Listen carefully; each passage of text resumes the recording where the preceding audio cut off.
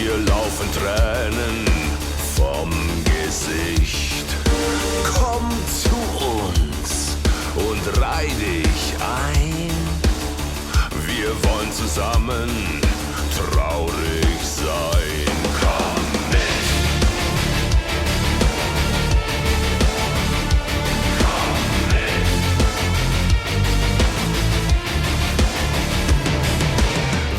Bienvenidos al Ejército de los Tristes, podcast dirigido y presentado por Alberto Rojo. Muy buenas a todos, mis queridos soldados, y bienvenidos una semana más a un nuevo programa del Ejército de los Tristes. Muchas gracias a todos por estar aquí escuchando las historias que contamos en este podcast. Os recuerdo que en la descripción de este y todos los anteriores programas tenéis enlace tanto a nuestras redes sociales como a la playlist oficial en Spotify, donde vamos poniendo las canciones que utilizamos. También disponemos de un correo electrónico donde podéis mandarnos vuestras sugerencias, comentarios o lo que queráis. elejercitodelostristes@gmail.com. Si queréis que tratemos algún tema en especial, no dudéis en decírnoslo por alguna de esas vías.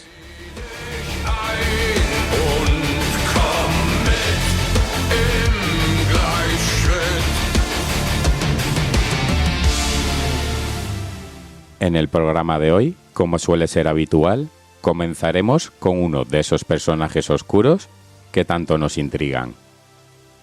¡Comenzamos!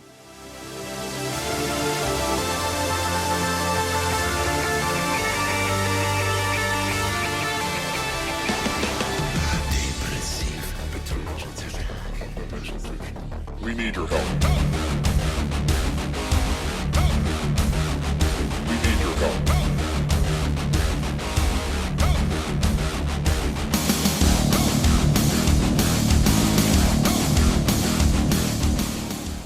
Un viernes más, la zona rosa de Ciudad de México, el barrio LGTBI por excelencia de la capital, se disponía a vivir una madrugada de música y diversión.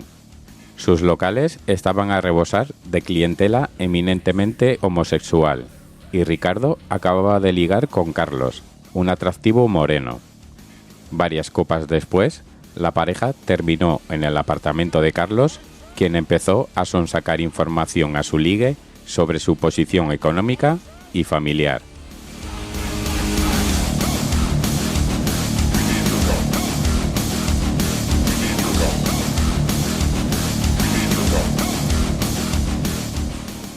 En cuanto obtuvo lo que necesitaba, Carlos golpeó y maniató a Ricardo y allí comenzó una terrible tortura que se prolongó 9 días. El objetivo: pedir un rescate y liberar a su víctima, pero Raúl Marroquín, como en realidad se llamaba el agresor, decidió matar, asfixiar y descuartizar a Ricardo. Este no fue el único crimen perpetrado por el sádico, también conocido como el asesino del arco iris, un militar cuyo odio acérrimo a los homosexuales le llevó a hacer un bien a la sociedad, según sus propias palabras.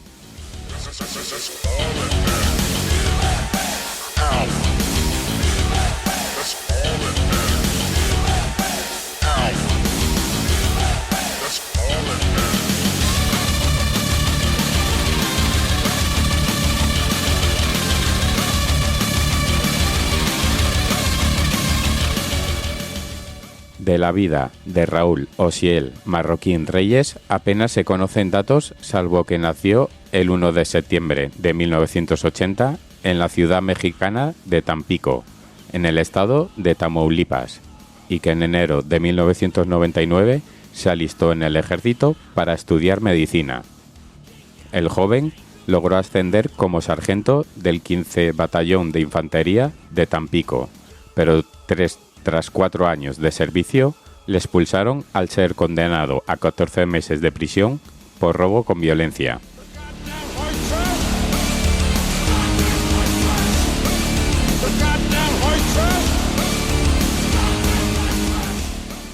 Una vez en libertad, en agosto de 2005, Raúl se mudó a Ciudad de México, donde continuó su carrera criminal como ladrón. Sin embargo, en pocas semanas sus robos se convirtieron en secuestros, y estos a su vez en asesinatos. Según los psiquiatras que analizaron su caso, Raúl vio en los raptos una mera actividad lucrativa y en los homicidios la mejor forma de descargar su encarnizada aversión hacia el colectivo LGTBI.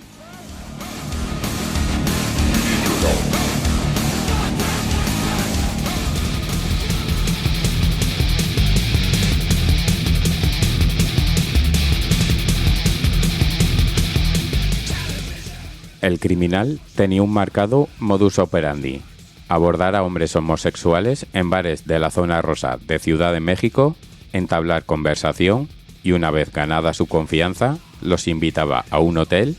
Ahí determinaba si contaban con recursos económicos. Si no los tenían, eran liberados. Los que disponían de recursos económicos eran llevados con engaños a su departamento para someterlos, ultrajarlos y finalmente asesinarlos, explicó Genaro García Luna, titular de la Agencia Federal de Investigación, ante los medios de comunicación.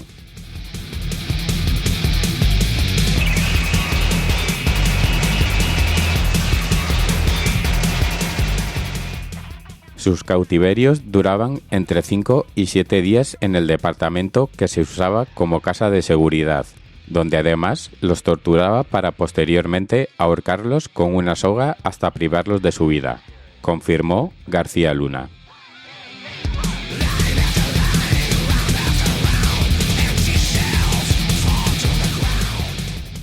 Eso sí, para tener éxito en el plan del secuestro, Raúl Marroquín tuvo la colaboración de un cómplice, Juan Enrique Madrid Manuel, que le ayudaba a contactar con la familia de la víctima y se encargaba de cobrar el rescate. El montante total que obtuvieron por los 6 secuestros y los 4 asesinatos rondó los 120.000 pesos mexicanos, unos 5.700 euros.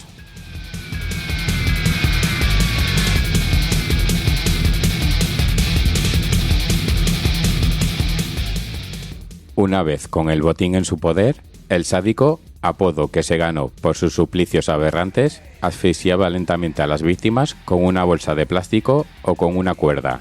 Posteriormente las desmembraba y metía en maletas, que después abandonaba en plena calle.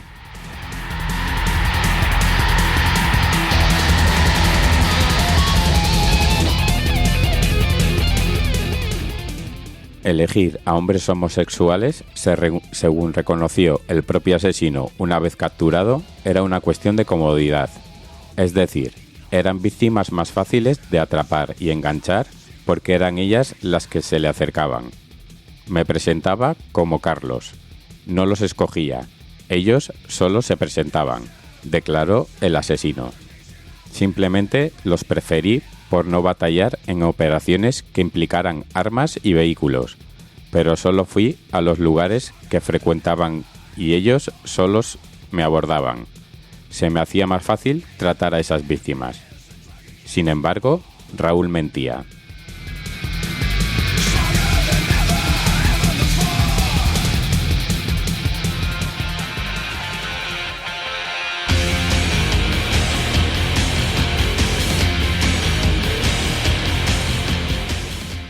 La utilización de bridas de plástico para sujetar las manos y pies de sus víctimas, además de la colocación de un cinto negro en sus cuellos, indicaba que el móvil era la homofobia. Entre otras cosas, porque a algunas víctimas les arrancó la piel de la frente con una navaja y hasta llegó a grabarles un símbolo satánico como el pentagrama invertido.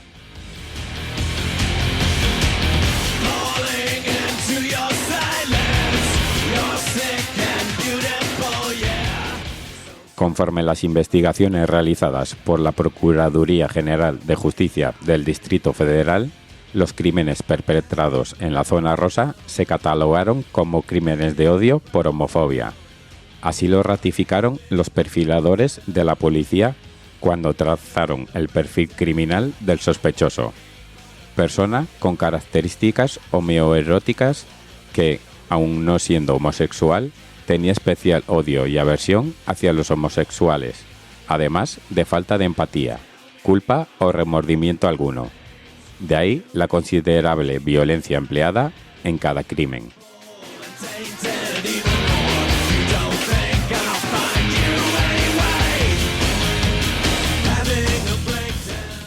En este perfil, los expertos también identificaron en Raúl un trastorno de personalidad narcisista, que le hacía verse como una especie de ángel exterminador, como un deficiente desarrollo psicosexual e inmadurez psicoafectiva.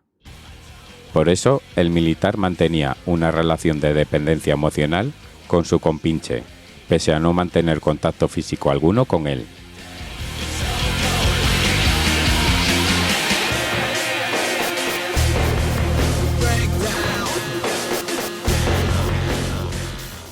La carrera criminal del asesino del arco iris fue corta, desde el 21 de octubre de 2005 y hasta el 22 de diciembre de 2005, pero a su paso dejó 4 cadáveres y 2 supervivientes con graves secuelas psicológicas. El primero fue Juan Carlos Alfaro Alba, que tras una semana de cautiverio y vejaciones quedó en libertad. Su familia consiguió pagar el rescate. No corrió la misma suerte Jonathan Razo Ayala, un estudiante de 20 años cuyo masacrado cuerpo fue abandonado cerca de una estación de metro.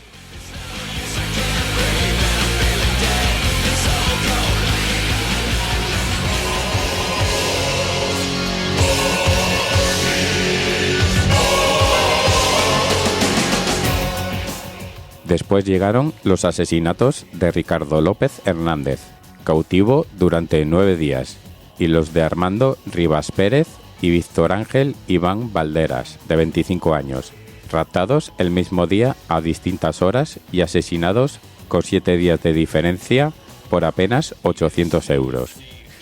Y por último, el rapto de José Ricardo Galindo Valdés, al que el sádico liberó tras amenazarlo de muerte.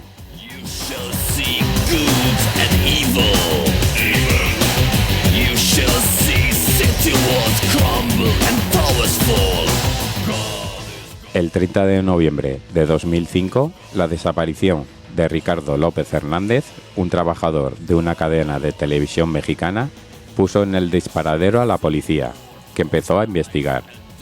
El hallazgo de su cadáver violentado, descuartizado y metido en una maleta días más tarde, llevó a las autoridades a vincular este asesinato con uno anterior, el del estudiante Jonathan Razo Ayala. Un peligroso asesino andaba suelto en Ciudad de México. Sin embargo, tuvieron que morir 2 jóvenes más para que la policía lograse capturar al responsable de tales atrocidades.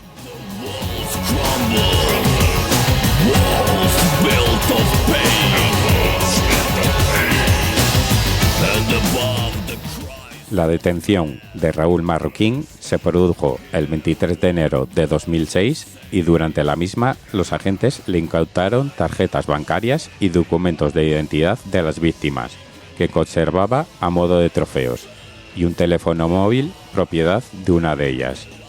Durante su declaración en comisaría, el asesino del arco iris se jactó de sus acciones con un «hasta le hice un bien a la sociedad», pues esa gente hace que se malee la infancia. Una de mis víctimas era portador del VIH y de cierta manera evité la propagación del virus.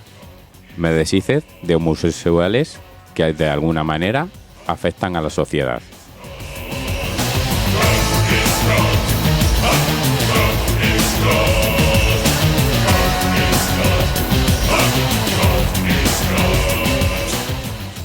Ya durante el juicio, el sádico siguió dando muestras de su falta de empatía y arrepentimiento, además de alardear de sus motivaciones narcisistas.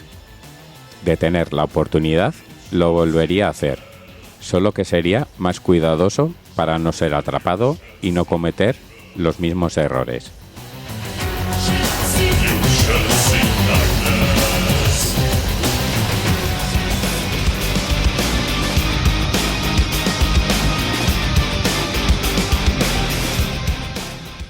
Nunca he pensado en las víctimas y sus familias.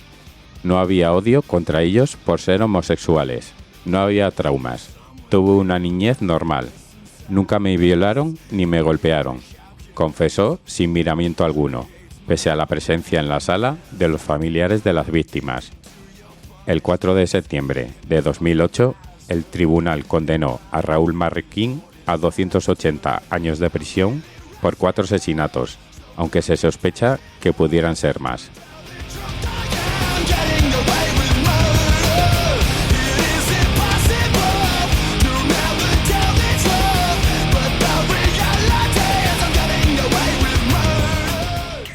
En cuanto a su cómplice, Juan Enrique Madrid Manuel, jamás fue arrestado, ya que huyó tras la detención y custodia policial y judicial del militar. Desde entonces, Madrid Manuel se encuentra en la lista de los fugitivos más buscados por la Procuraduría General de Justicia del Distrito Federal de México.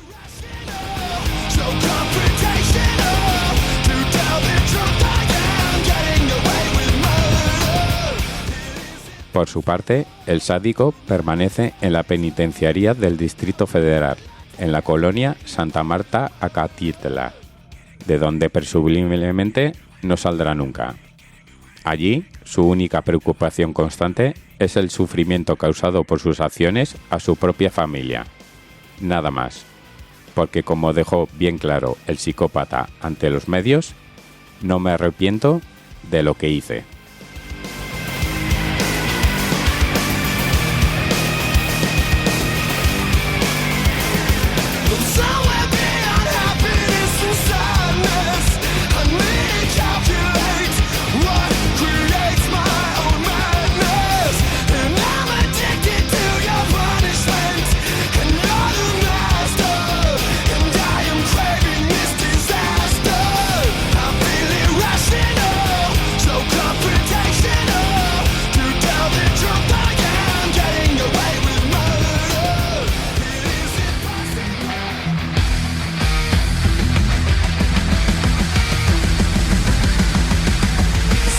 Ejército de los tristes, los que escuchamos las historias que nadie más quiere oír, los que nos adentramos en los misterios que nadie más se atreve a resolver, los que nos enfrentamos a los fantasmas, a los crímenes, a los secretos.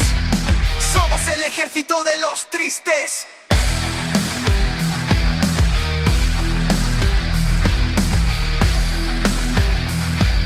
Y no tenemos miedo. Cada semana nos reunimos en este podcast para compartir nuestras pasiones y nuestras inquietudes. Nos gusta explorar lo desconocido, lo oculto, lo prohibido. Nos gusta sentir el escalofrío, la emoción, el suspense. No nos conformamos con lo que nos cuentan los medios. Queremos saber la verdad, aunque sea dura y dolorosa. Investigamos, analizamos, debatimos, opinamos. No nos dejamos engañar, ni manipular, ni intimidar. Somos el ejército de los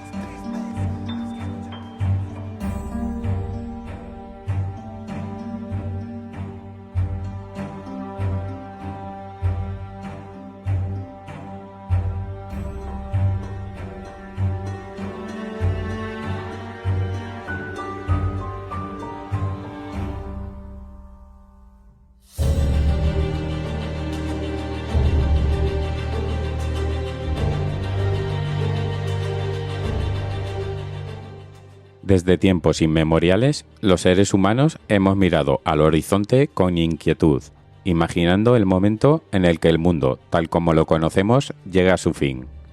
Quizás estas reflexiones nacen de nuestra propia vulnerabilidad como especie, de nuestra limitada existencia frente a un universo que se extiende más allá de toda comprensión. Lo cierto es que, desde el comienzo de nuestra civilización, hemos especulado sobre el destino último de la humanidad y sobre las amenazas que podrían acabar con todo. Pero al contrario de los mitos y profecías del pasado, hoy los riesgos existen y son reales.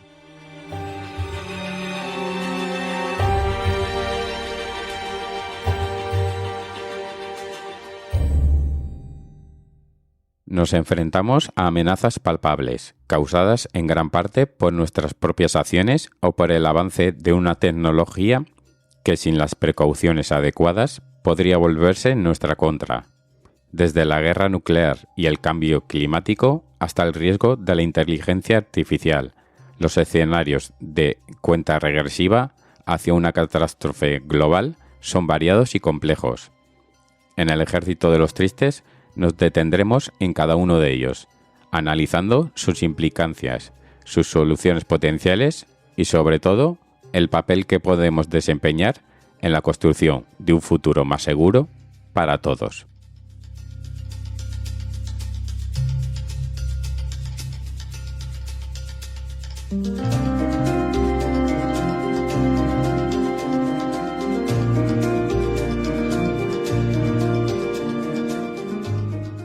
Imaginemos un momento de paz, uno donde el mundo finalmente haya dejado de lado las tensiones y conflictos. Parecería casi una utopía. Pero la realidad es que, mientras existan armas nucleares, esta paz sería una fachada.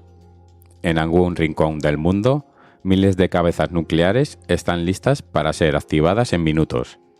Desde la era de la Guerra Fría, el temor a un conflicto nuclear ha sido una sombra constante. Sin embargo, lo que muchos no ven es que este riesgo no ha desaparecido y que aún hoy una decisión equivocada podría desencadenar el apocalipsis.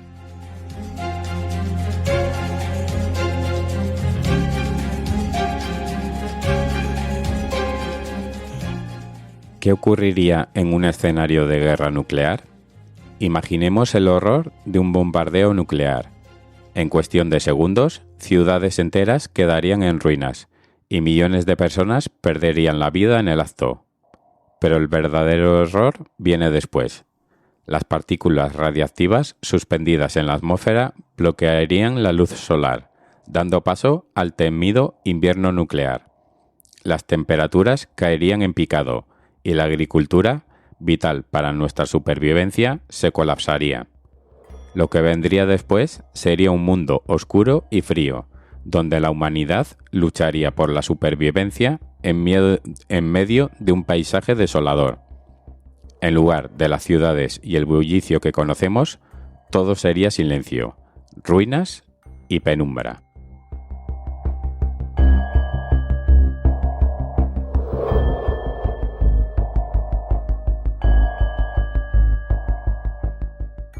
¿Cómo podemos evitar este escenario? Quizás el único camino hacia un mundo sin guerra nuclear sea el compromiso de las potencias hacia la paz.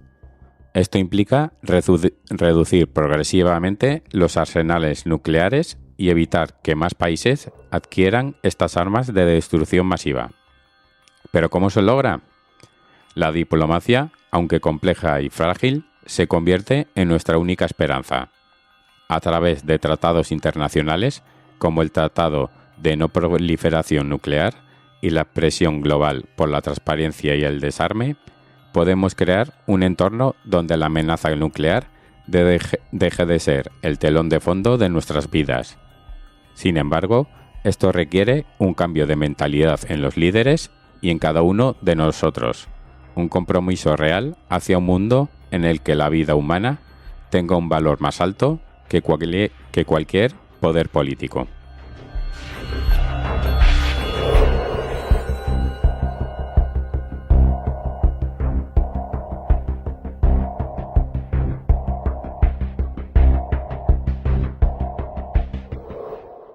Si bien la guerra nuclear es un riesgo explosivo e inmediato, el cambio climático es una catástrofe que se despliega lentamente y quizás, precisamente por eso, resulta tan peligrosa. Cada año, el aumento de la temperatura global parece casi insignificante, pero las consecuencias de esta acumulación son devastadoras y profundas. A veces, olvidamos que nuestro planeta es un sistema complejo y frágil, y que cada cambio, aunque pequeño, altera el equilibrio que nos permite vivir.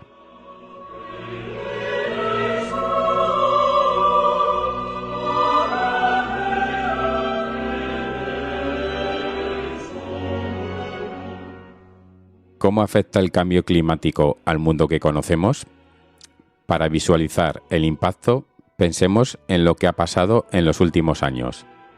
Incendios forestales descontrolados, tormentas que arrasan ciudades enteras y olas de calor que ponen en jaque a millones de personas. Esto no es una película apocalíptica, es la realidad de nuestro mundo en calentamiento. Pero los verdaderos peligros aún están por venir, y muchos de ellos son prácticamente irreversibles. La desaparición de los glaciares en Groenlandia y la Antártida, por ejemplo, no solo representa una pérdida simbólica, sino que incrementa el nivel del mar, lo que a su vez desplaza a comunidades costeras y causa inundaciones masivas. O pensemos en el Amazonas, la selva tropical más grande del mundo, que está al borde de convertirse en una sabana, lo que significaría la pérdida de un sistema que actúa como uno de los pulmones de la Tierra.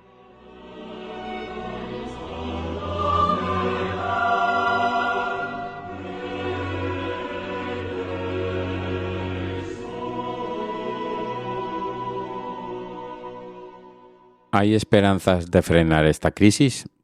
En teoría, la respuesta es sí, pero en la práctica, el cambio necesario es abrumador. La reducción de emisiones de gases de efecto invernadero no puede ser solo una meta vaga en los planes gubernamentales. Debe ser un compromiso global y urgente. ¿Cómo logramos esto? Cambiando radicalmente nuestra forma de producir energía, consumiendo menos recursos y adoptando fuentes de energía renovables como la solar, la eólica o la geotérmica. No se trata solo de que los gobiernos implementen políticas. Es necesario un cambio de estilo de vida de todos.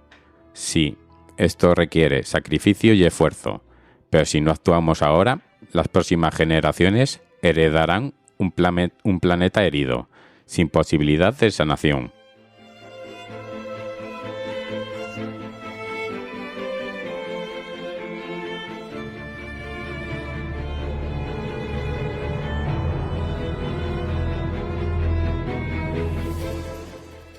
La pandemia de COVID-19 nos mostró lo frágiles que somos frente a lo invisible. Pero si bien este virus fue un desastre natural, la biotecnología avanza y crea la posibilidad de que enfermedades infecciosas sean manipuladas y usadas con fines bélicos. Esta amenaza, que solía parecer ciencia ficción, hoy es una posibilidad real.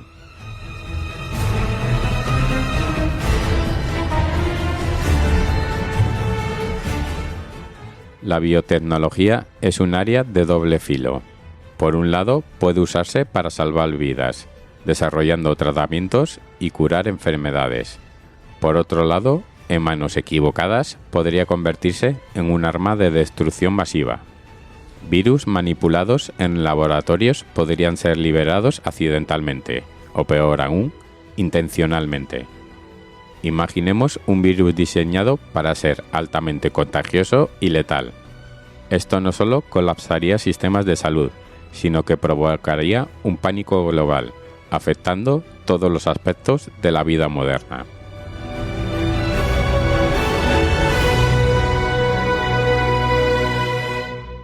¿Cómo prevenimos un desastre biológico? Es necesario establecer una supervisión estricta sobre los avances en biotecnología. La comunidad científica debe adoptar protocolos éticos y medidas de seguridad rigurosas.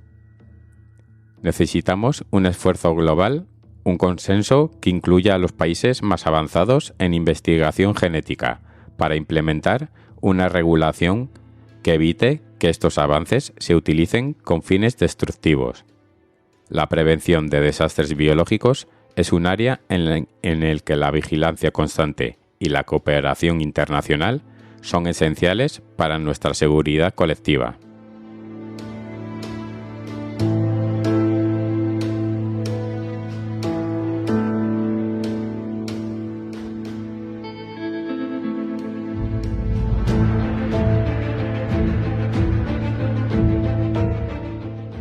La tecnología ha avanzado a un ritmo que nuestros abuelos no podrían haber imaginado. Hoy, Lo que hace unas décadas solo existía en películas de ciencia ficción se está convirtiendo en una realidad. La inteligencia artificial es una de las tecnologías más revolucionarias de nuestro tiempo, pero también una de las más peligrosas si no la controlamos adecuadamente.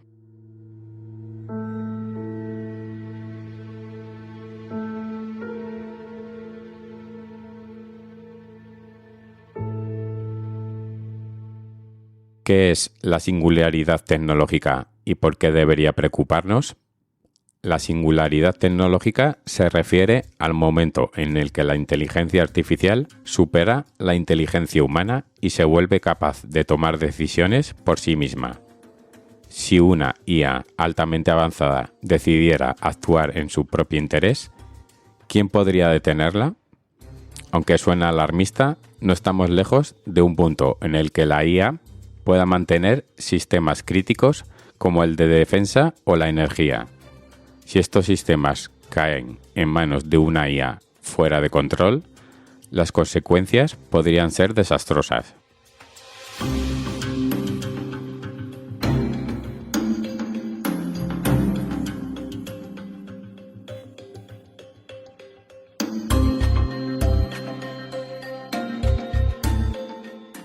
Para evitar que esto ocurra, es fundamental que el desarrollo de la IA esté regulado y que se impongan límites claros y éticos.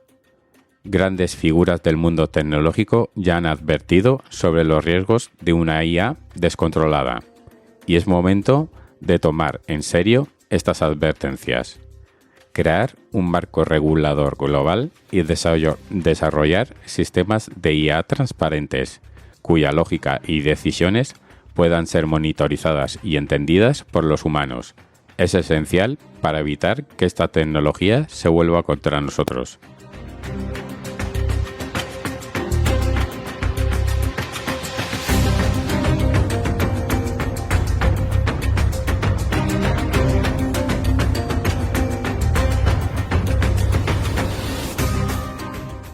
Finalmente, está el riesgo silencioso de la pérdida de la biodiversidad.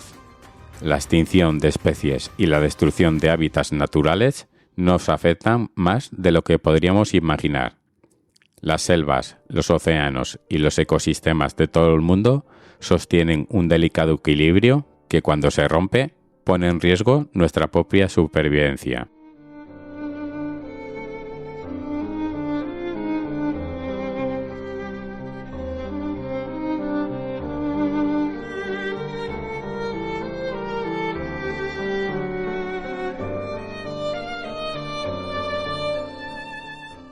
La biodiversidad no es solo una colección de especies, es el sistema de soporte vital del planeta. Las abejas y otros polinizadores, por ejemplo, son responsables de la producción de alimentos. La destrucción de sus hábitats afecta nuestra capacidad de obtener alimentos. La pérdida de especies clave altera todo el ecosistema, haciéndolo más vulnerable a otros desastres como el cambio climático.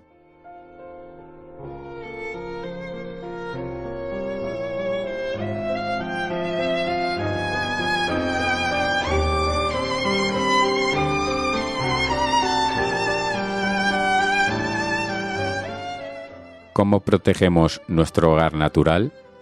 Preservar la biodiversidad requiere proteger las áreas naturales que aún quedan y restaurar aquellas que han sido degradadas. La creación de parques naturales, la promoción de prácticas sostenibles en la agricultura y la pesca y la concienciación de la población sobre la importancia de estos ecosistemas son fundamentales. Sin embargo, necesitamos algo más. Un cambio en nuestra forma de ver el planeta. Debemos aprender a vivir en armonía con la Tierra, reconociendo que nuestra existencia está entrelazada con la de cada ser vivo.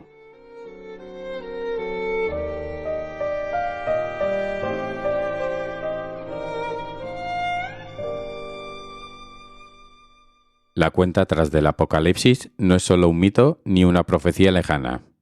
Cada una de estas amenazas es real y cada una representa un desafío que debemos afrontar de forma colectiva. La humanidad ha llegado a un punto crítico en su historia, un momento en el que nuestras decisiones determinarían si la vida continúa o si seremos otra especie que dejó una huella pasajera en este planeta. La cooperación global, el cambio de hábitos y la conciencia sobre nuestra responsabilidad hacia el planeta y entre nosotros mismos son nuestra única esperanza.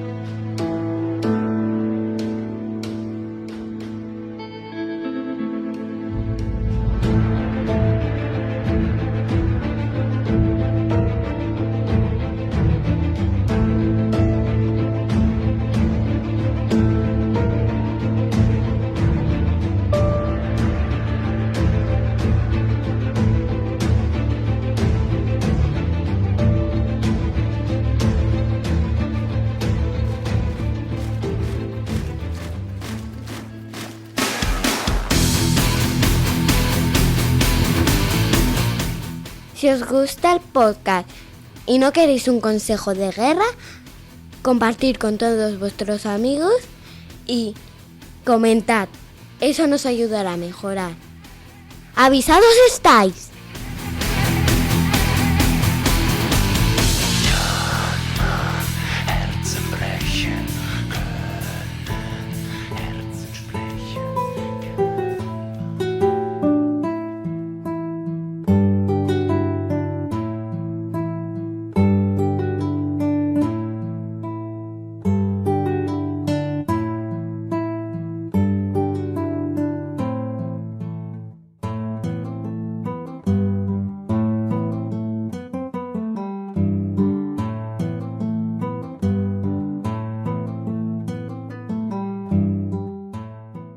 El cráneo del Papa Luna ha sido, desde su muerte en 1423, uno de los restos más enigmáticos y venerados de la historia medieval.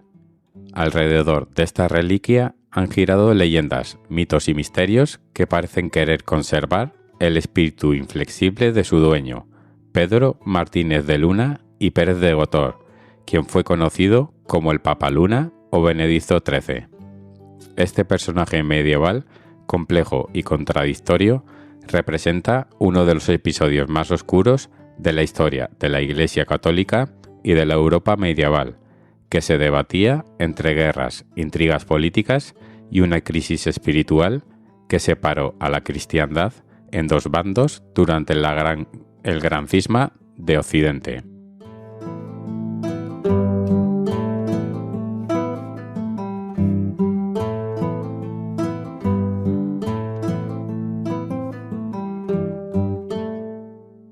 Hoy en día, el cráneo del Papa Luna es mucho más que un simple objeto antiguo. Para algunos es una reliquia sagrada, un recordatorio de la perseverancia y la obstinación de un hombre en sus ideales. Para otros es un símbolo de las luchas de poder que sacudieron los cimientos de la Iglesia y a través de ella de todo el continente.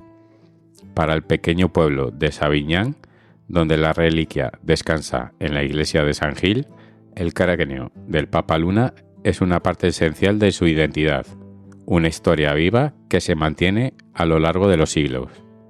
A continuación, exploraremos en detalle la historia de esta fascinante figura y la leyenda que rodea su cráneo.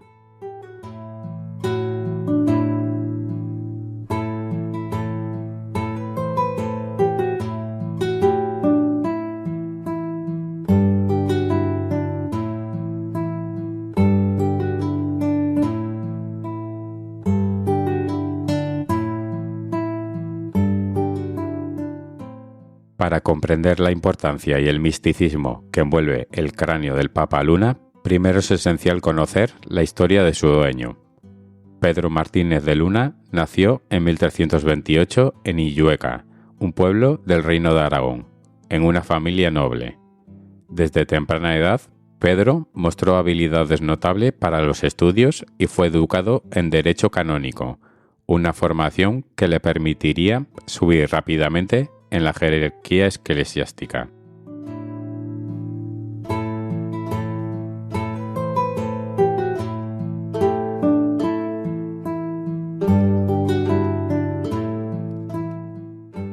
A medida que su carrera progresaba, Pedro de Luna fue ganando reconocimiento por su profunda erudición y por su firmeza de carácter.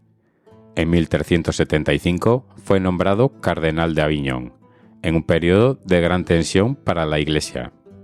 Europa estaba dividida entre los partidarios del Papa en Roma y los de Aviñón, y a su muerte el cisma se convirtió en una crisis insostenible para el cristianismo, dando lugar a la existencia de varios papas rivales en Roma y Aviñón, cada uno respaldado por diferentes potencias políticas.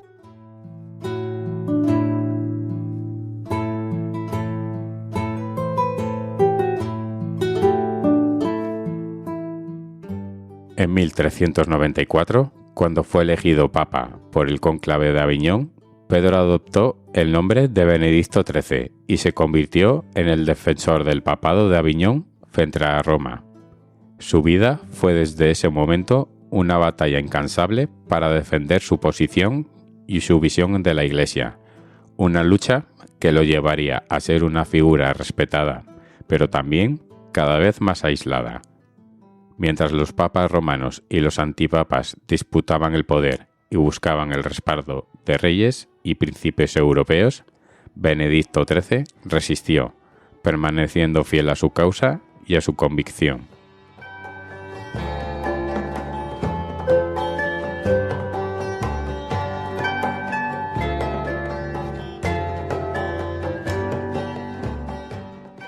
Sin embargo, los vientos políticos no estaban a su favor.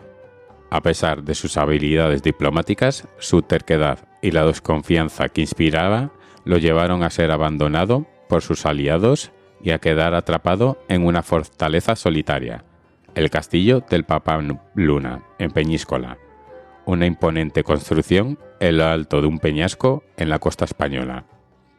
Desde allí, Benedicto XIII siguió proclamándose el verdadero papa, enviando cartas, organizando concilios y defendiendo su legitimidad con la misma intensidad que al inicio de su mandato, aunque ya pocos lo escuchaban.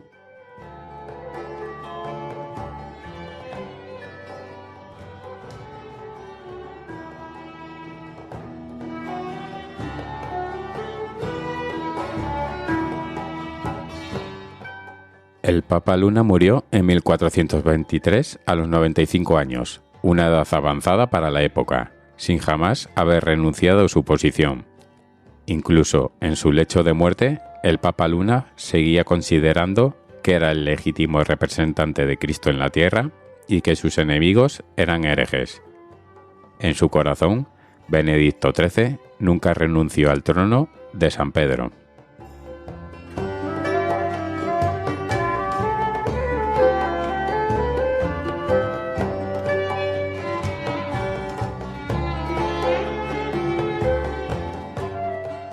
Sin embargo, su historia no terminó con su muerte. Los restos del Papa Luna, especialmente su cráneo, tomarían un papel central en la preservación de su memoria. Su cráneo es, para muchos, una representación tangible de la inflexibilidad y determinación de un hombre que, en lugar de abandonar sus creencias, eligió enfrentarse al olvido y al desprecio. Y es precisamente esa convicción lo que ha convertido su cráneo en un símbolo casi legendario.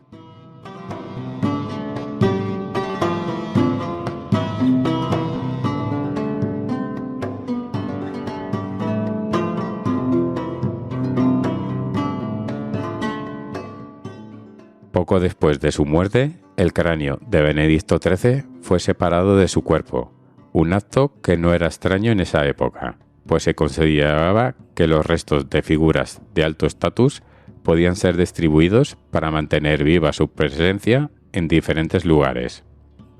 Su cráneo fue trasladado al monasterio de la Cartuja de Valdecris, en Altura, Castellón. En este monasterio, la reliquia fue resguardada durante siglos, hasta que un evento cambiaría para siempre el destino del cráneo. la invasión de las tropas napoleónicas a principios del siglo XIX.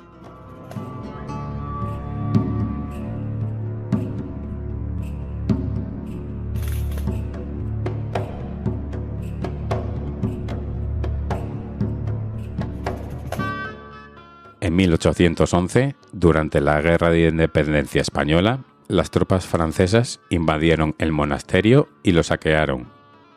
En medio del caos y del saqueo, el cráneo del Papa Lunas desapareció, sumergido en un mar de rumores sobre su paradero.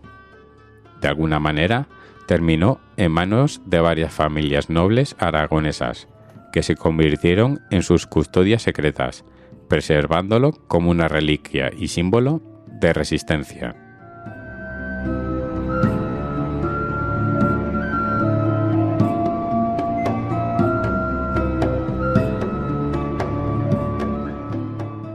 Es aquí donde las leyendas empiezan a entrelazarse con la historia.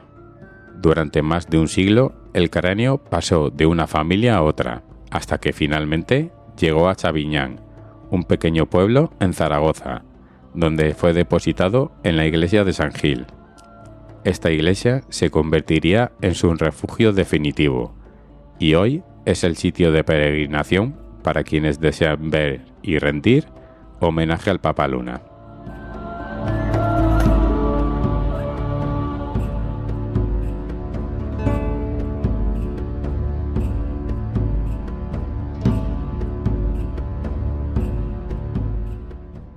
La fascinación en torno al cráneo del Papa Luna ha sido tan fuerte que ha generado preguntas e investigaciones sobre su autenticidad.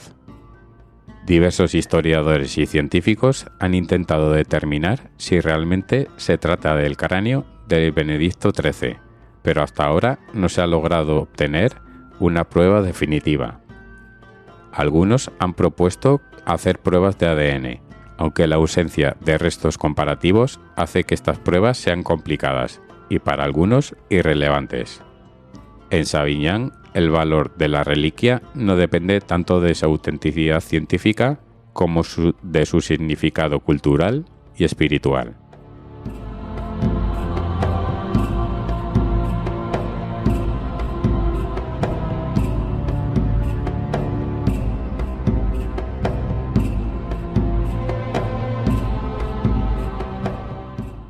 La autenticidad del cráneo ha sido discutida tanto en medios científicos como entre los habitantes de Aragón, pero para la gente de Sabiñán y para aquellos que consideran al Papa Luna un símbolo de resistencia, la autenticidad no es relevante. Más allá de su identidad, el cráneo encarna el legado de una época y la memoria de un hombre que prefirió enfrentarse a la soledad antes que traicionar sus principios.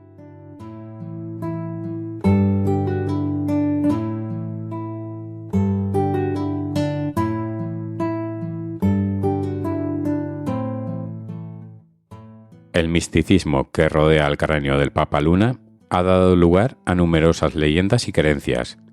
Entre las más famosas se encuentra la que afirma que el cráneo posee poderes protectores sobre aquellos que lo veneran. Durante siglos, en épocas de sequía o crisis, los habitantes de Sabiñán han realizado procesiones para pedir la intercesión del Papa Luna a través de su cráneo. Las oraciones, según cuentan los mayores del pueblo, tienen el poder de traer la lluvia y de proteger las cosechas. Las personas mayores de Sabiñán aseguran que cuando han rezado al Papa Luna han sentido una paz y una fuerza interior, como si desde algún lugar Benedicto XIII estuviera realmente escuchando sus plegarias.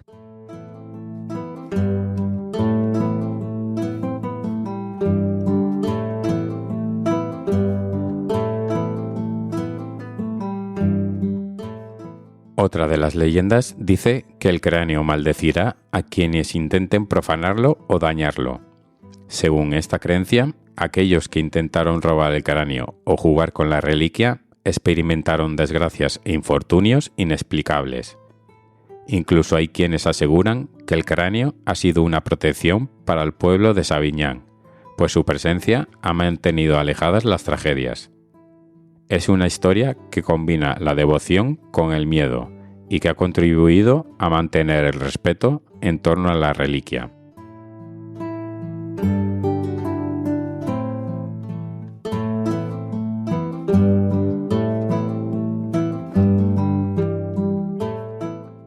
Finalmente, existe una leyenda sobre la sabiduría prohibida que el cráneo del Papa Luna encierra. Durante el siglo XV, muchos veían a Benedicto XIII como un hereje y un rebelde, pues se negó a ceder ante el papado romano. Algunos creían que poseía conocimientos secretos, y el cráneo representa, según esta versión, ese conocimiento perdido. Incluso hoy, algunos visitantes sienten que al mirar el cráneo están frente a un fragmento de un poder oculto que solo aquellos con verdadera fe pueden comprender.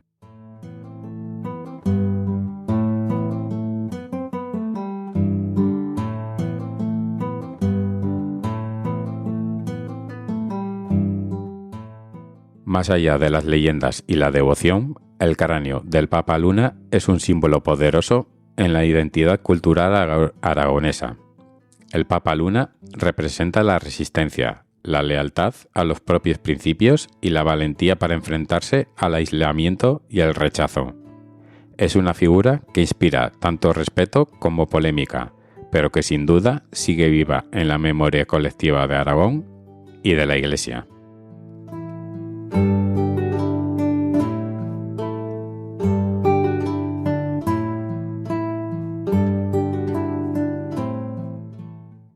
La iglesia de San Gil en Sabiñán se ha convertido en un lugar de visita para aquellos que buscan entender y rendir homenaje al Papa Luna.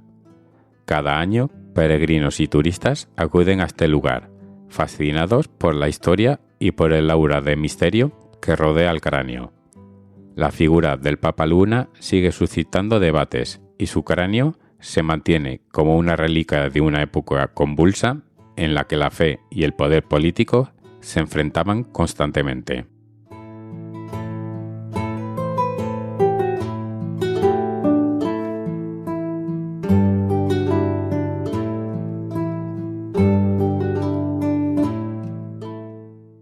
El cráneo del Papa Luna, lejos de ser un objeto antiguo, encarna una serie de valores y creencias que trascendieron la vida de Benedicto XIII. Para algunos es un símbolo de fortaleza, un recuerdo de que incluso en la adversidad es posible permanecer fiel a uno mismo. Para otros representa el misticismo de la fe y la conexión con una era en la que la religión y el poder eran fuerzas insondables.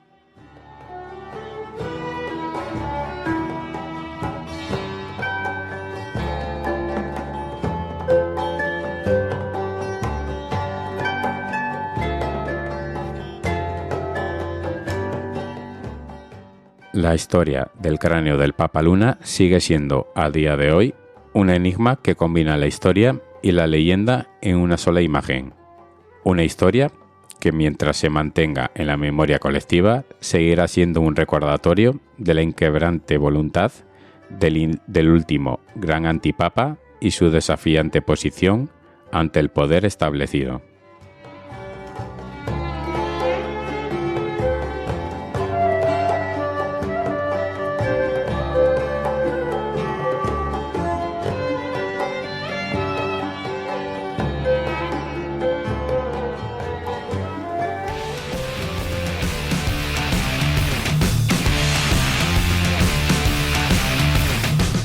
Estáis escuchando el Ejército de los Tristes.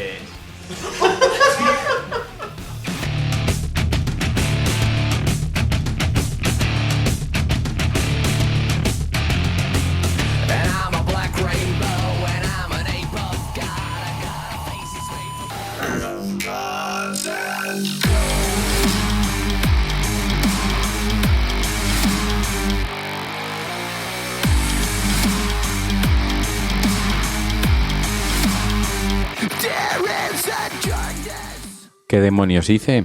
Matarlos a todos, por supuesto, susurró nervioso Robert Darst al término de la grabación de The Jinx, The Life and Death o Robert Darst, el gafe en su versión en castellano. Todavía llevaba el micrófono encendido cuando el protagonista hizo esta involuntaria confesión mientras se encontraba en el baño. El registro y la posterior emisión de este audio inédito desencadenó finalmente el juicio contra el millonario por el asesinato de su mejor amiga, Susan Berman, cuyo caso aún seguía sin resolverse.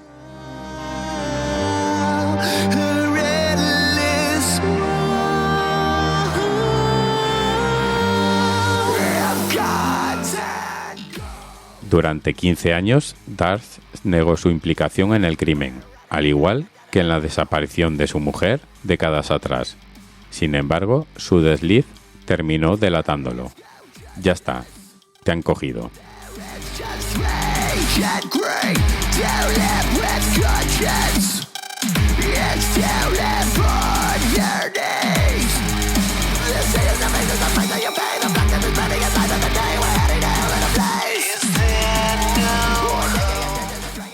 Robert Darst, nacido el 12 de abril de 1943 en el pueblo de Scarsdale, estado de Nueva York, era el hijo mayor de una de las dinastías inmobiliarias más importantes del país, con un patrimonio por valor de más de 8.000 millones de dólares.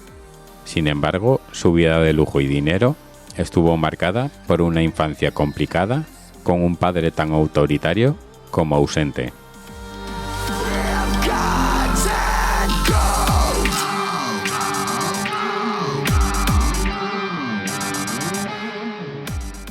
De ahí que, desde una temprana edad, Robert se mostrara como un niño conflictivo. Tenía arrebatos de violencia y de agresividad. Era un misterioso patológico, y la rivalidad con su hermano pequeño Douglas generaba continuas peleas. Ambos acabaron en terapia.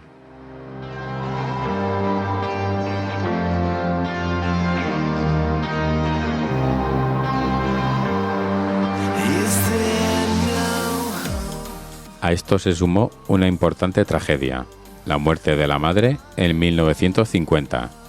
Según explicó Robert años más tarde, él fue testigo de cómo Bernice se arrojó desde lo alto de la casa, una versión que contradice a la del resto de la familia, que alega que fue un desgraciado accidente.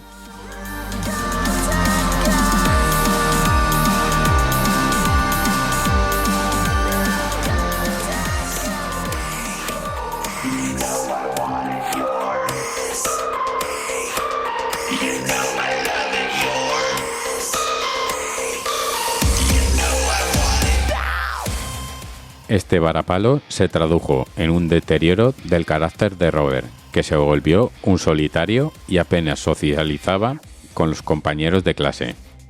De hecho, tras varias sesiones con un profesional, el psiquiatra determinó que el niño tenía una descomposición de la personalidad y posiblemente incluso esquizofrenia.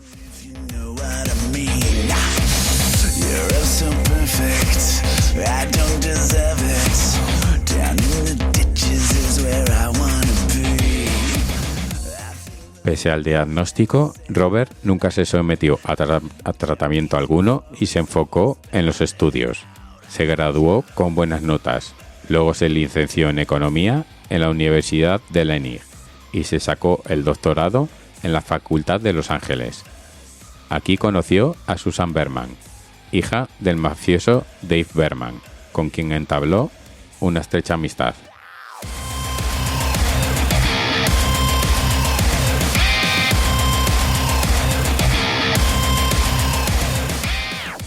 En 1970, y ya de vuelta a casa, Robert Darst empezó a salir con Kathleen McCormack, una joven higienista dental que alquilaba un apartamento propiedad de su familia. El amor surgió cuando ella le fue a entregar un cheque por el arrendamiento. Pocos meses después, la pareja inició la convivencia y en 1973 se casaron. La idílica vida de Robert y Kathleen, con viajes por medio mundo y toda clase de lujos, contrastaba con el carácter iracundo del millonario.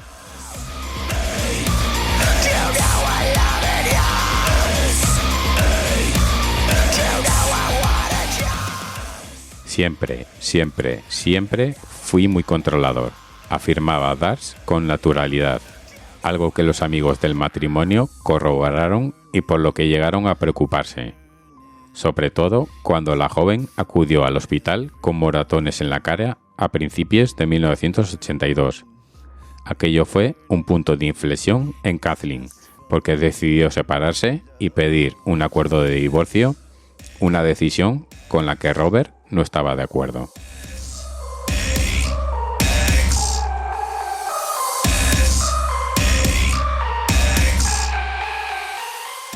Tres semanas después de este episodio, el 31 de enero de 1982, Kathleen desapareció. Se había marchado a toda prisa de una cena a la que acudía sola porque Robert llamó para increparla y pedirle que regresara. Al despedirse, la joven le dijo a la anfitriona: «Tengo miedo de lo que haga Bobby». 5 días más tarde, Robert interpuso una denuncia por desaparición ante la policía y alegó no saber nada de ella desde que la acompañó a coger el tren a la ciudad.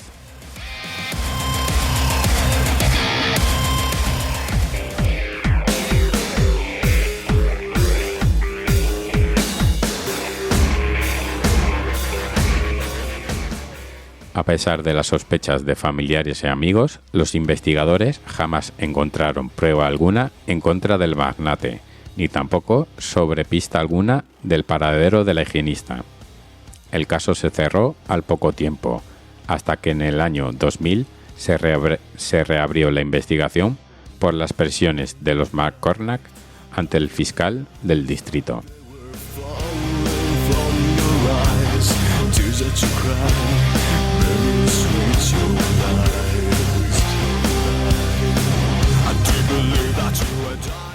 Por su parte, Robert Darsh, como una maniobra para eludir la persecución mediática y policial, puso tierra de por medio y se mudó a la pequeña ciudad de Galveston, en Texas, donde alquiló una habitación, haciéndose pasar por una mujer muda llamada Dorothy Zinner. Ya no quería ser Robert Darsh, se justificó el millonario.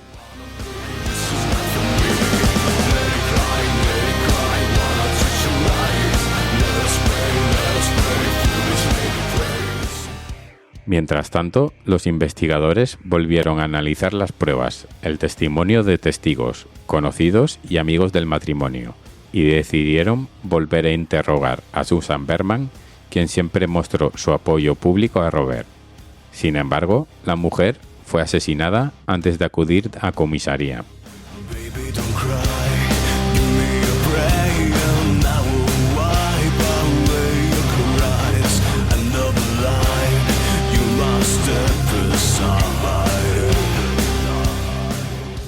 El 23 de diciembre del 2000 encontraron el cuerpo en su domicilio de Beverly Hills.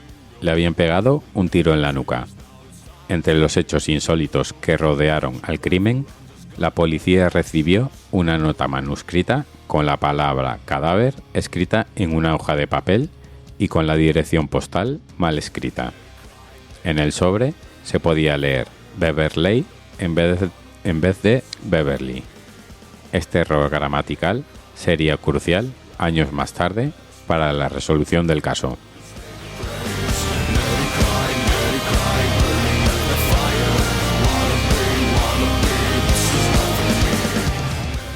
Tras el asesinato de Berman, los investigadores se centraron en su círculo más cercano, incluido Robert Darsh, pero el millonario dio como coartada que se encontraba al otro lado del país.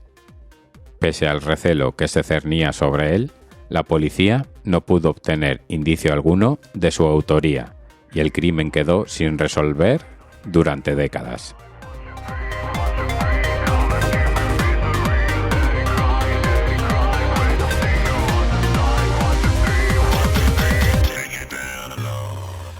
Un año más tarde, el cuerpo desmembrado de Morris Black apareció flotando en varias bolsas de basura en la bahía de Galveston.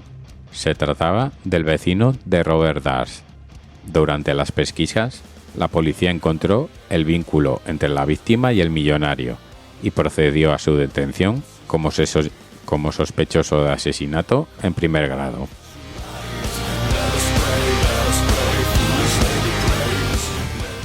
En 2003 se celebró el juicio y Darts alegó que actuó en defensa propia durante una discusión monumental entre ambos y que la pistola se disparó por accidente.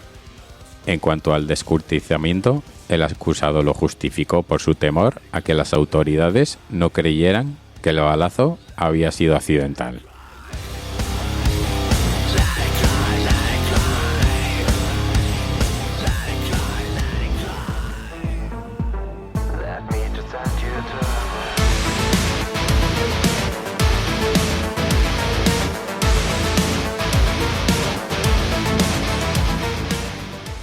Finalmente, el jurado se tragó la versión del sospechoso.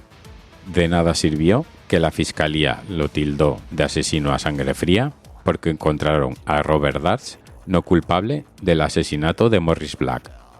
La justicia acababa de dejar en libertad a un asesino.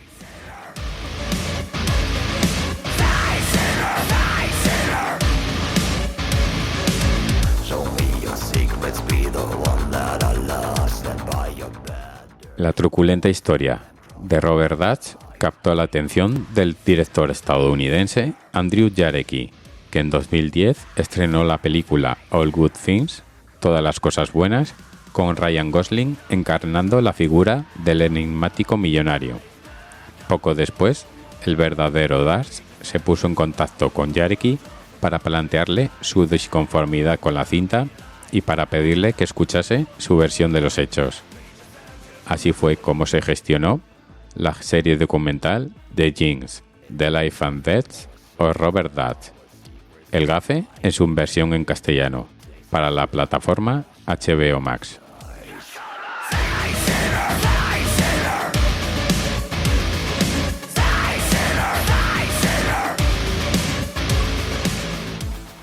En 2012 arrancó la producción de la cinta, que incluía el testimonio del protagonista. Durante 25 horas, Darts intentó despejar los 3 enigmas de su vida: la desaparición de su mujer, el asesinato de su mejor amiga y la sentencia exculpatoria por el crimen de su vecino.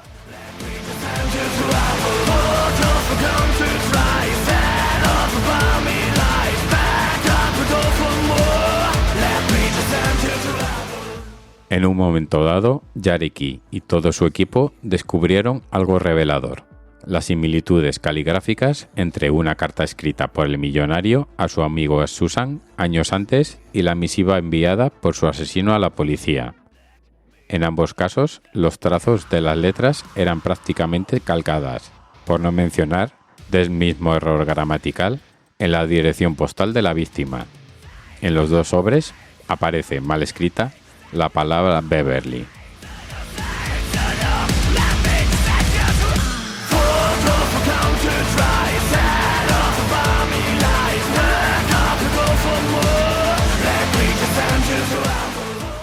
Con esta información, el director del documental sentó al millonario y le mostró sus averiguaciones, pero Darts mantuvo su discurso y negó haber escrito la carta del asesino, aunque las similitudes eran evidentes.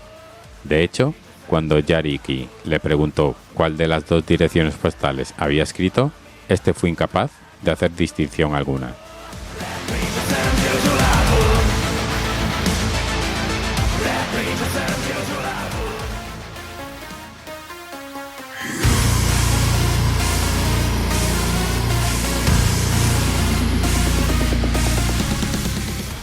Tras unos segundos de suspense, el director cortó la grabación y se dio por finalizada la entrevista. Robert Darts pidió ir al baño antes de marcharse, y entonces ocurrió lo impensable. El asesino confesó sus crímenes sin saber que todavía llevaba el micrófono puesto y que éste estaba encendido. Por cierto, nadie se dio cuenta de esta revelación hasta el montaje del documental 2 años más tarde.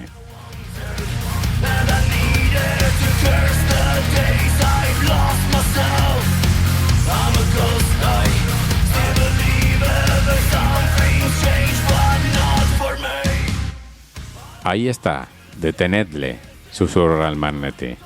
¿Qué demonios hice? Matarlos a todos, por supuesto, dijo claramente mientras escuchaba el agua del lavabo de fondo. Los productores del documental acudieron a la policía y el 14 de marzo de 2015 se procedió a su arresto. Faltaban pocas horas para la emisión del último capítulo de The Jinx, donde aparece este giro de los acontecimientos.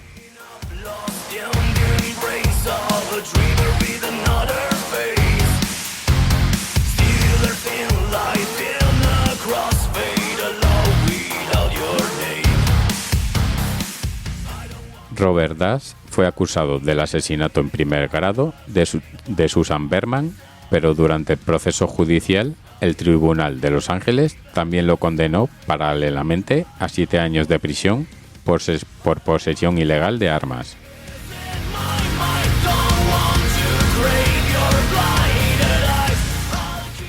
Ya en marzo de 2020 se inició el juicio contra Dash por el homicidio de su mejor amiga Susan Berman. Durante su declaración, el millonario, asistido por un respirador y en silla de ruedas, confesó haber descubierto el cuerpo de la mujer. También haber escrito la nota a la policía para avisar del crimen, pero no así haberla matado. Siempre lo negó. Bob Dash no mató a Susan Berman y no sabe quién lo hizo, dijo su abogado defensor, que incluso tildó de torpe e inocente a su patrocinado para justificar su pésima toma de decisiones.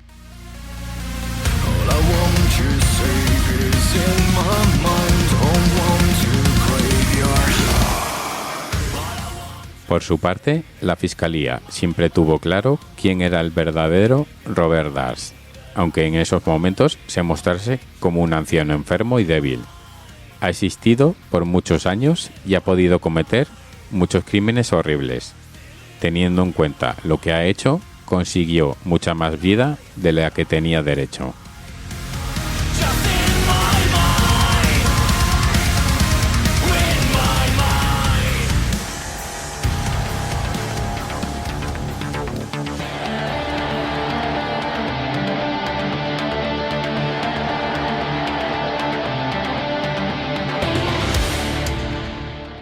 Para evitar una sentencia condenatoria y hasta la pena de muerte, el letrado de la defensa trató de posponer el juicio de forma reiterada, alegando los problemas de salud del acusado. Dolores en el pecho, problemas para respirar, dolor al vestirse y al tener un catéter, e infecciones del tracto urinario debido a su cáncer de vejiga.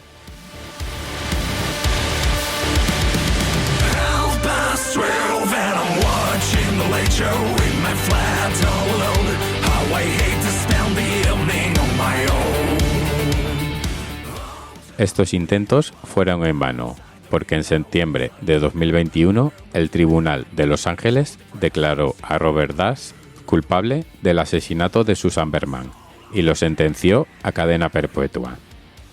Tenía 78 años. Fue un crimen horrible, aseguró el juez Mark Wildman, antes de leer el veredicto.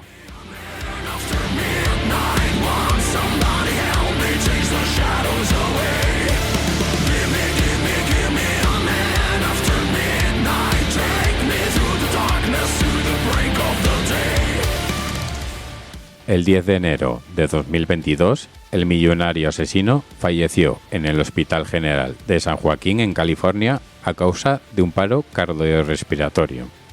Su delicado estado de salud había empeorado tras contagiarse de COVID-19 días después de ser condenado.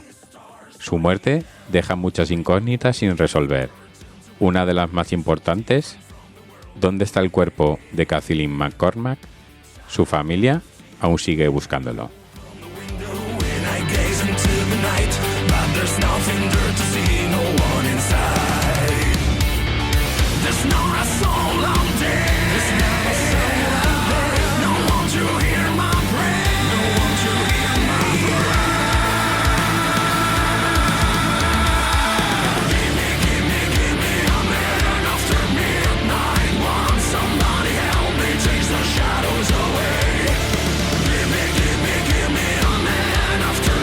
Midnight.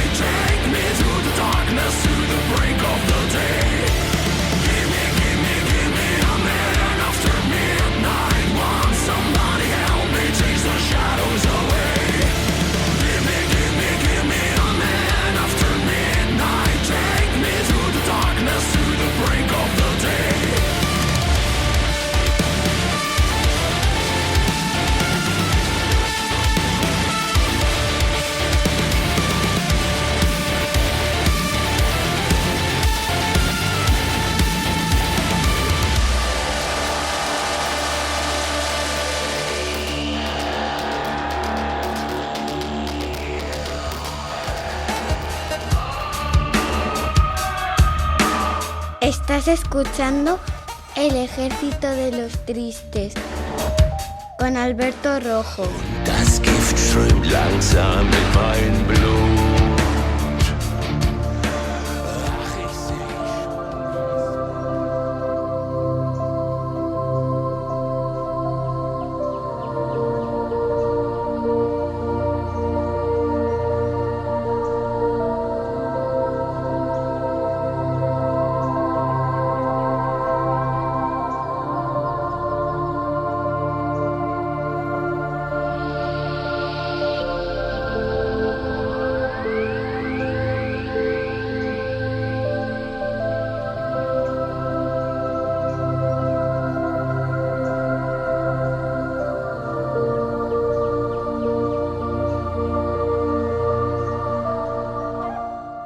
Para muchos, pensar en la Antártida evoca una visión de inmensidad, de un vasto y frío desierto blanco casi intocable, donde el viento susurra secretos que pocos han oído y que en donde la vida parece encontrarse suspendida en un tiempo sin fin.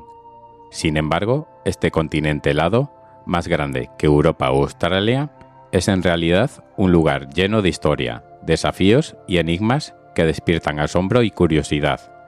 La Antártida no solo desafía nuestra idea de lo que es un desierto, sino que también representa la frontera final de la investigación científica y de la resistencia humana.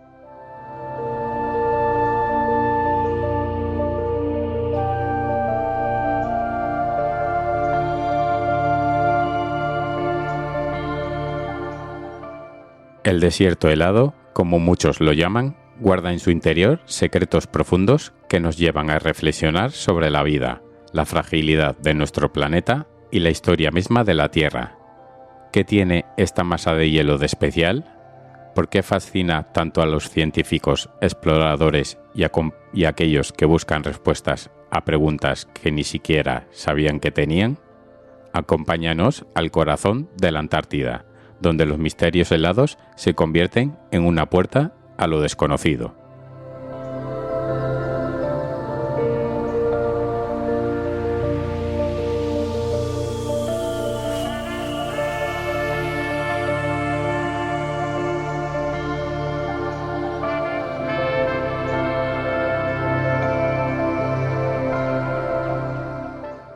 Ubicada en el extremo sur de nuestro planeta, la Antártida cubre unos 14 millones de kilómetros cuadrados, un territorio en el que las palabras aislamiento y desafío adquieren un nuevo sentido.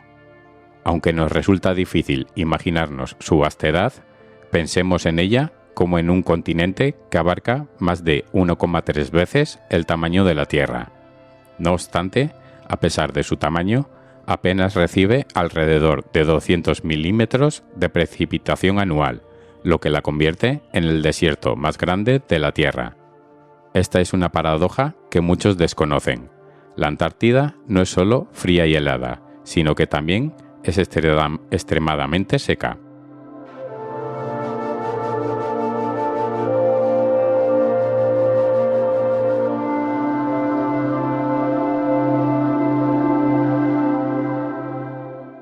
Las temperaturas aquí, como si fueran guardianas de sus secretos, pueden llegar a los -80 grados. ¿Cómo puede algo tan frío guardar tanta vida y tantas respuestas sobre la Tierra? Y a pesar de este clima brutal, el continente está compuesto de glaciares de miles de metros de profundidad. La inmensidad de estos hielos encierran 70% de todo el agua dulce de la Tierra, una reserva que nos da una idea de lo que está en juego cuando hablamos de protegerla.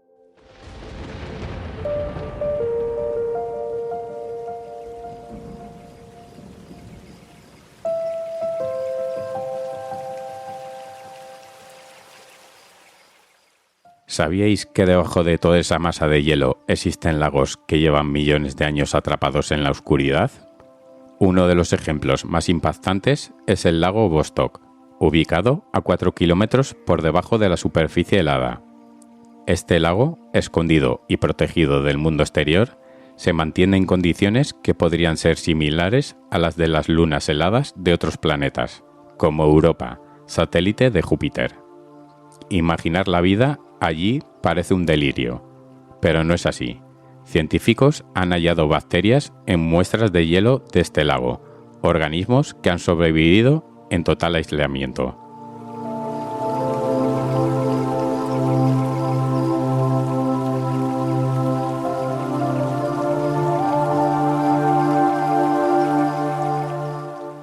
Si bien son simples bacterias, su existencia es reveladora y nos lleva a un dilema.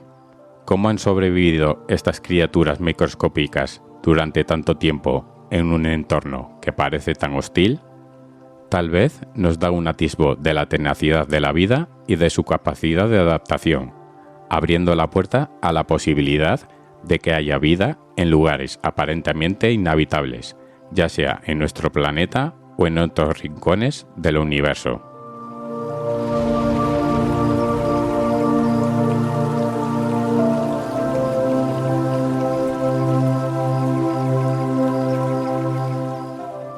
La Antártida no es solo hielo y nieve.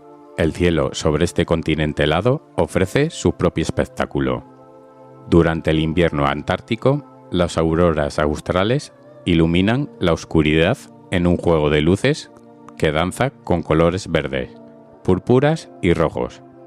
Estas luces misteriosas son el resultado de partículas solares que interactúan con la atmósfera terrestre, un fenómeno que solo se aprecia en estas latitudes extremas. Contemplar una aurora austral es recordar que aún en la frialdad más extrema hay belleza y maravilla.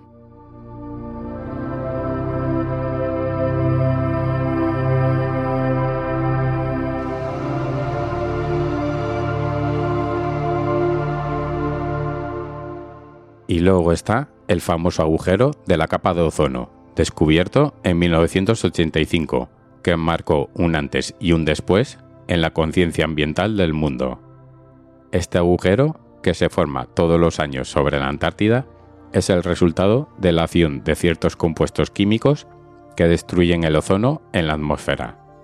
Gracias a esfuerzos globales, el agujero se ha reducido en las últimas décadas, un logro de la humanidad en la lucha por proteger nuestro hogar.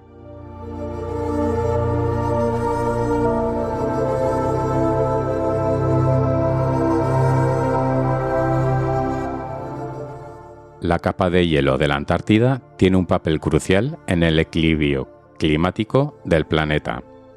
A medida que el cambio climático acelera el derretimiento de los glaciares, especialmente en zonas críticas como el glaciar White's, conocido también como el glaciar del juicio final, los científicos nos advierten sobre el posible aumento del nivel del mar. Si el hielo antártico colapsara, los niveles del mar subirían hasta 60 metros, un cambio devastador para millones de personas que viven en las costas de todo el mundo.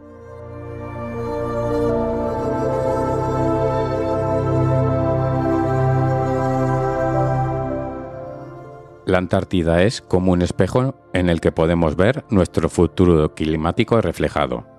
Las imágenes satelitales que muestran el derretimiento de sus glaciares nos enfrentan a la realidad de nuestra propia vulnerabilidad.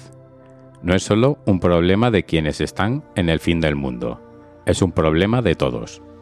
Nos muestra que a pesar de la desolación, lo que ocurre aquí podría tener un efecto profundo en nuestra vida cotidiana.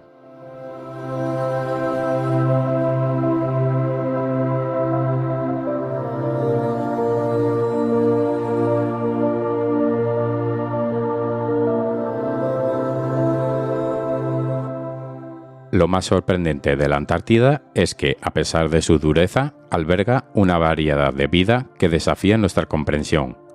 Los pingüinos, especialmente los emperadores y los de Adelia, son un símbolo de este mundo helado. Para sobrevivir al invierno antártico, los pingüinos emperadores forman círculos de hasta 5.000 individuos, compartiendo el calor en un espectáculo de resiliencia y unidad. Las focas de Weddell, por su parte, son expertas en buceo bajo el hielo y pueden mantener la respiración durante casi una hora.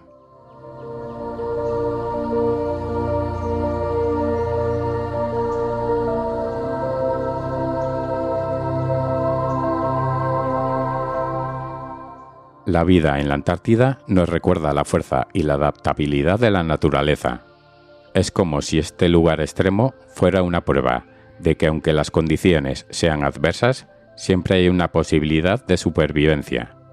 Nos enseña una lección de humildad y respeto por la tenacidad de los seres vivos, capaces de prosperar incluso en los rincones más fríos y oscuros del mundo.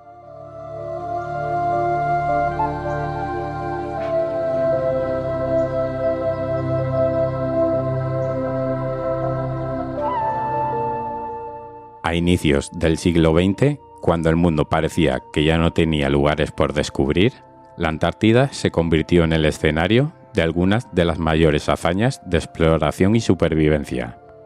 Hombres como Ernest Shackleton y Roald Amundsen enfrentaron temperaturas heladas, tormentas implacables y el aislamiento absoluto. Shackleton, en particular, es famoso por su liderazgo en la expedición del Endurance, un barco que quedó atrapado en el hielo en 1915. Con su tripulación al borde de la muerte, Shackleton logró mantener la moral y salvar a todos sus hombres en una historia épica de supervivencia y valor.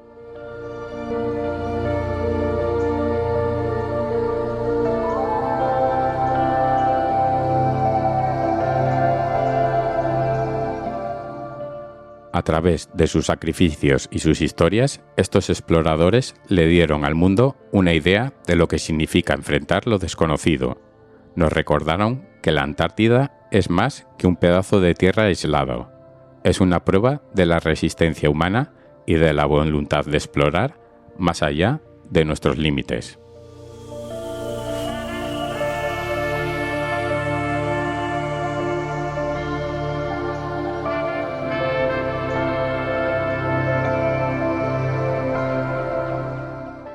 La Antártida, con sus misterios y su inalcanzabilidad, ha inspirado teorías de conspiración que van desde lo curioso hasta lo fantástico. Algunos afirman que ocultos bajo el hielo existen vestigios de civilizaciones antiguas o incluso bases subterráneas secretas. Estas ideas, aunque no están respaldadas por evidencia científica, reflejan nuestra fascinación por el continente y el aura de misterio que lo rodea. La realidad es que la verdadera ciencia que se desarrolla aquí, en búsqueda de bacterias únicas o de pistas sobre el cambio climático, tiene un impacto tangible en nuestra comprensión del planeta.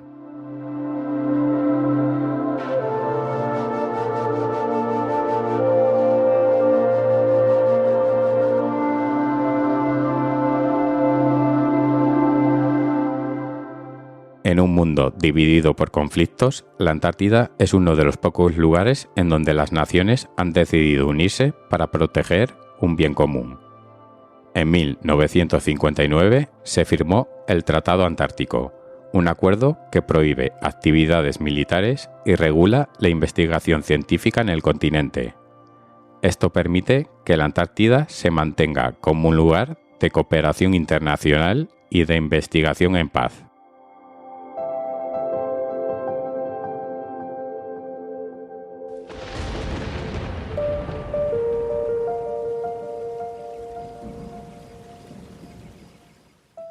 La Antártida no es solo un lugar frío y distante, es un recordatorio de que aún existen rincones del planeta que escapan de nuestro control, donde la naturaleza aún dicta sus propias reglas. Este desierto helado, en su quietud y soledad, guarda secretos sobre nuestro pasado y también advertencias sobre nuestro futuro.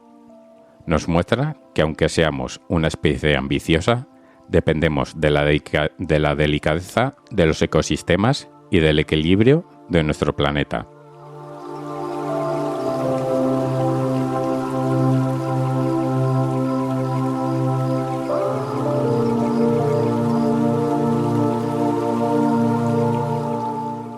Al contemplar los vastos glaciares y las montañas ocultas, uno no puede evitar sentir una mezcla de asombro y respeto.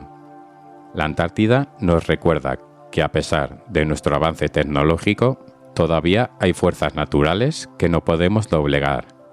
Y en un mundo que parece haber perdido el respeto por la naturaleza, tal vez ese sea su mayor misterio y su mayor lección.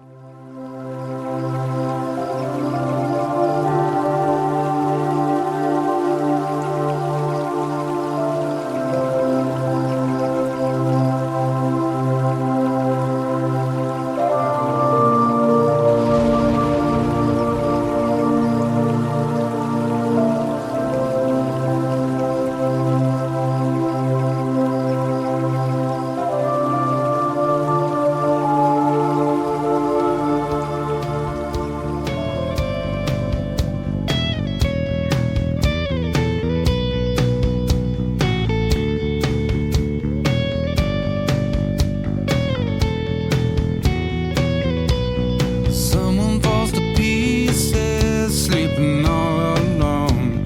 Someone kills the pain.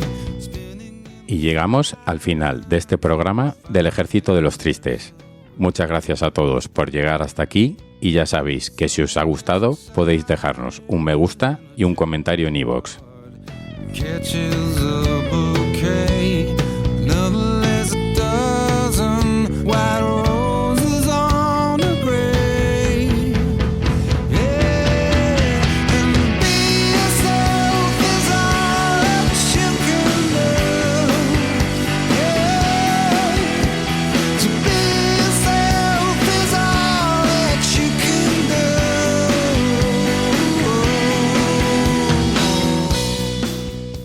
En esta ocasión he escogido la canción Be Yourself de la banda Audioslave. Esta es una canción que se centra en la autenticidad y la autoaceptación. La letra enfatiza la importancia de ser fiel a uno mismo a pesar de las adversidades y las expectativas externas. Chris Cornell, el vocalista, destaca que las experiencias buenas y malas nos conforman y que debemos abrazar todas ellas para mantener nuestra identidad única. La canción también refleja un mensaje de resistencia y de seguir adelante a pesar de las dificultades, celebrando la idea de que nuestras experiencias, tanto positivas como negativas, nos ayudan a crecer y a ser quienes somos realmente.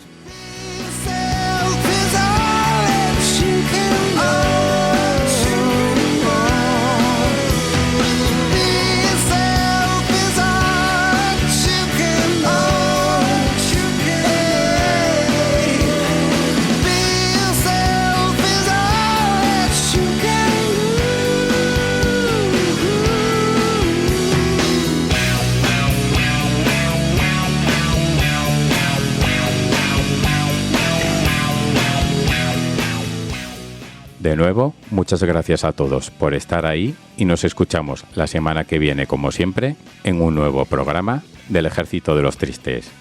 Hasta entonces, sed felices y no olvidéis que todas las experiencias que vivimos, tanto las buenas como las malas, forman la identidad de cada uno de nosotros. Chao.